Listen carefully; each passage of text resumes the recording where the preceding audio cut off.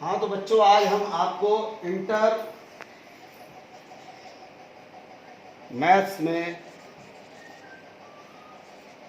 प्रतिलोम,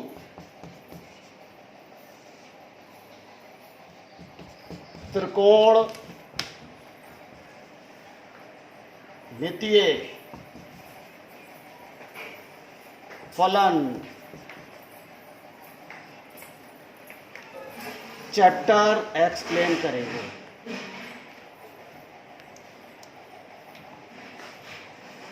sign inverse x, power -1 पड़ा है लगी हुई है, से इनवर्स बोलते हैं।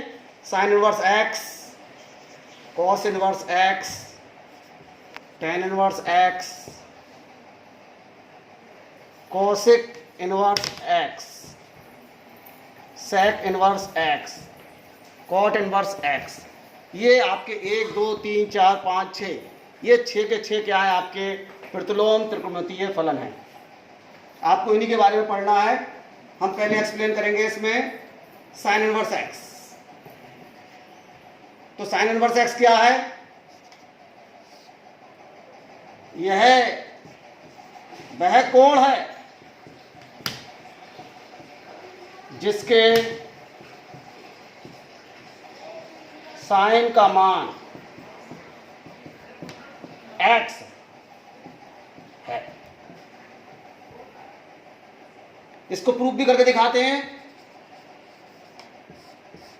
ये सब sine inverse x, cos inverse x, tan inverse x, cosec inverse x, sec inverse x, cot inverse x, ये 6 के 6 क्या है? प्रतिलोम त्रिकोणमितीय फलन है। इस फलन में पहला हमने ले लिया sign inverse x. Sign inverse x क्या है? यह वह कोण है, ये एंगल है साइन इनवर्स एक्स। ऐसी कॉस इनवर्स एक्स भी एंगल है, ये भी एंगल है, ये भी एंगल है, सारे के सारे 6 एंगल हैं। जैसे डेफिनेशन हम साइन इनवर्स एक्स की लिख रहे हैं, वैसे ही डेफिनेशन 5 की लिखी जाएगी। ये आपका होमवर्क है कि आपको 5 की डेफिनेशन लिख के लानी है, लिखनी है अपनी कॉपी में। साइन कॉस इनवर्स एक्स की, टेन इनवर्स एक्स की, कोसेक इनवर्स एक्स की, सेक इनवर्स एक्स की, कॉट इनवर्स एक्स की आपको डेफिनेशन लिखनी है। पहली डेफिनेशन हमने बताई आपको साइन इनवर्स एक्स की। तो साइन इनवर्स एक्स क्या है? यह वह कोण है जिसके साइन का मान x है। इसे हम प्रूफ करके दिखाते हैं। साइन इनवर्स x एंगल है, साइन इनवर्स x एक एंगल है। इसके हम किसका मान लेंगे? इस एंगल के साइन का मान। तो इसके आगे क्या लगा देंगे? साइन। तो ये वैल्यू निकालेंगे। तो ये वैल्यू निकालने पर साइन इनवर्स और साइन आपस में कैंसिल हो जाएंगे। जब साइन और साइन इनवर्स कैंसिल हो जाएंगे तो बचेगा क्या? केवल x। ये हो गया प्रूफ। सेम आप करके करेंगे कॉस इनवर्स एक्स के लिए, टेन इनवर्स के लिए, कोसेक इनवर्स एक्स के लिए। तो ये डेफिनेशन क्लियर होना चाहिए। साइन इनवर्स एक्स क्या है? साइन इनवर्स एक्स एक एंगल है, एक कोण है जिसके साइन का मान कितना होगा? निकल के आएगा x। कैसे आएगा?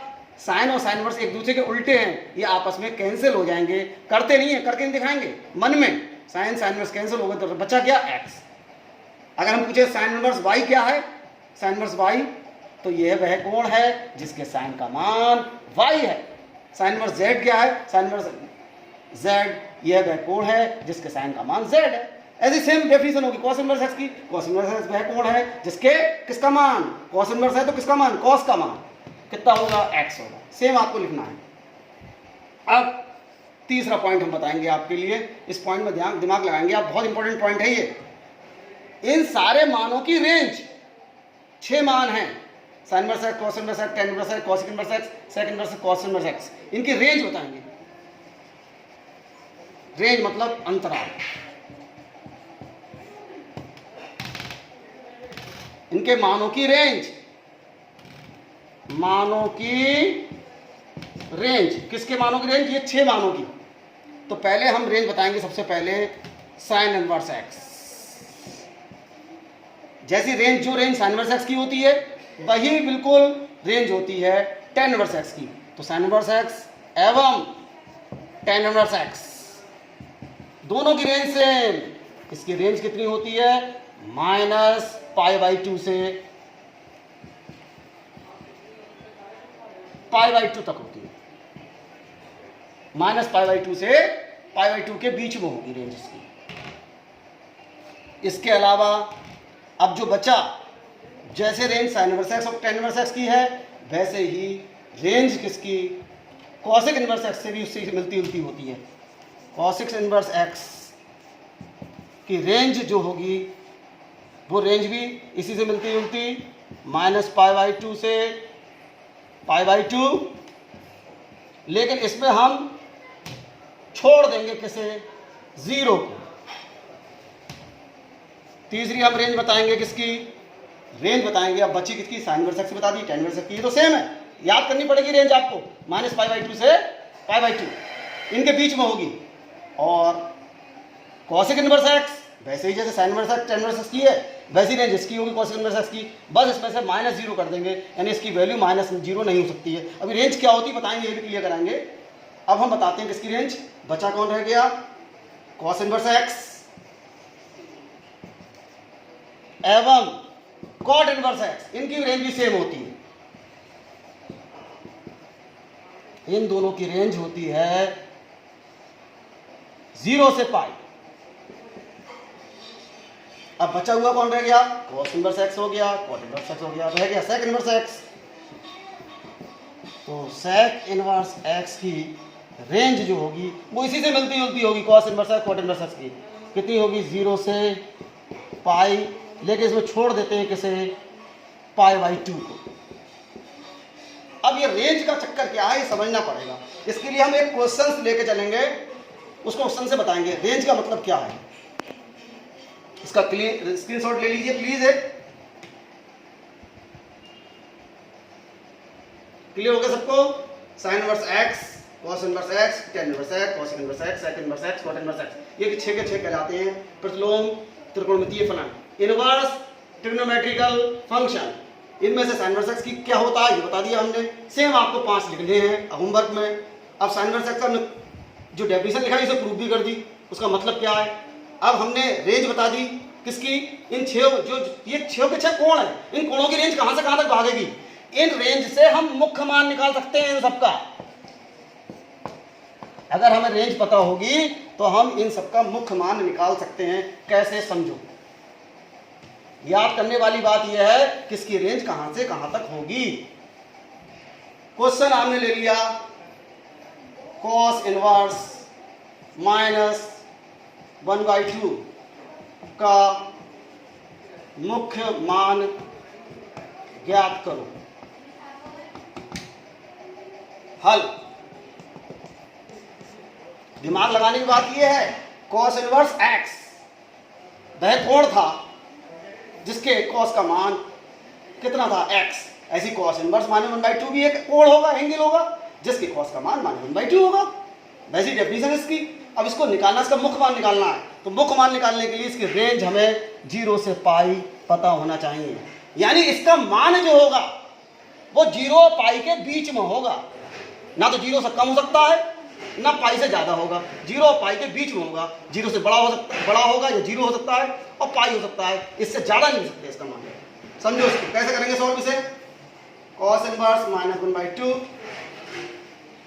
इसके लिए हम क्या करेंगे, सॉल्व करना है तो हम इसका बारे में सोचेंगे कि इसे मान लेंगे, कंसीडर कर लिया हमने, इक्वल टू y, ये मान। अब इस cos इनवर्स को उधर ले जाएंगे, बन जाएगा आपका cos y। क्लियर हो गया ये। अब हमें ये माइनस साइन का चक्कर पड़ रहा है, इस माइनस को हटाओगे तो क्या आएगा,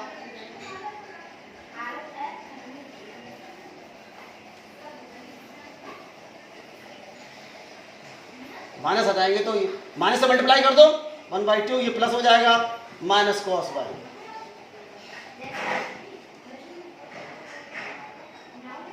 अब इसमें हमें 1/2 क्लियर करना है कि 1/2 क्या किस पर वैल्यू होती है, cos की वैल्यू किस पर 1/2 होती है। ये हम 10th में ऑलरेडी आपको पढ़ा चुके हैं कि cos की वैल्यू जो होती है 1/2 वो किस पर होती है, cos किसका मान होता है 60 डिग्री। 60 डिग्री का मतलब क्या हो गया, π/3, cos π/3 का मान 1/2 होता है। हमने कॉस में क्यों दिख रहा है, क्योंकि यहाँ पे cos y लिखा हुआ है, तो यहाँ पे cos में लिखा जाएगा cos। अगर यहाँ sin y होता तो sin में सोचते, तो sin 1/2 होता, sin 30 की वैल्यू होती, तो उसे cos π/3 लिख दिया हमने। अब हमें इस माइनस साइन को यहीं पर रहने देना है।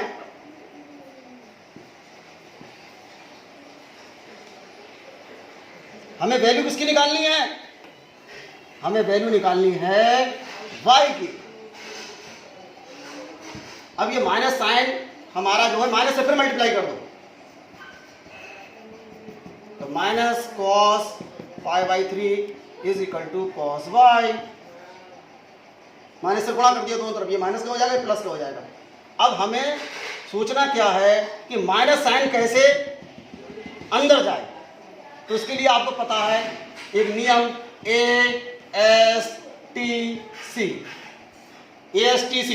ASTC बताता है कि फर्स्ट वाले में यानी 0 से 90 तक ऑल पॉजिटिव और 90 से 180 तक, 180 तक हो गया यहाँ तक साइन और कॉसिक पॉजिटिव होते हैं, ये पॉजिटिव होते हैं साइन, उसका उल्टा कॉसिक। और 0 से लेकर यहाँ से यहाँ तक जो होते हैं वो कितने होते हैं, 180 से 270 के बीच में tan, और इसका ऑपोजिट पॉजिटिव होता है कॉट। और ये फोर्थ वाले में कॉस और इसका उल्टा सेक पॉजिटिव होता है, बकाया 4 नेगेटिव होते हैं, ये आपको क्लियर है। अब हमें माइनस को करना है, तो माइनस कैसे आएगा, इसमें सब पॉजिटिव है, 180 तक 90 तक 180 तक यहाँ तक सब पॉजिटिव है, तो यहाँ तो पॉजिटिव, यहाँ तो पॉजिटिव माइनस लाना है, तो ये तो काम चलेगा नहीं। तो इसमें हम अगर 180 जोड़ दें, 180 जोड़ दें तो क्या होगा, हमारा माइनस आ सकता है। 180 जोड़ने पर एंगल ज़्यादा हो जाएगा, और 180 में से घटा दें तो कम हो जाएगा। तो हम यहाँ 2 चीज़ ले सकते हैं, cos π - π/3 ले सकते हैं इसे, या हम दूसरा काम भी कर सकते हैं, दिमाग लगाइए।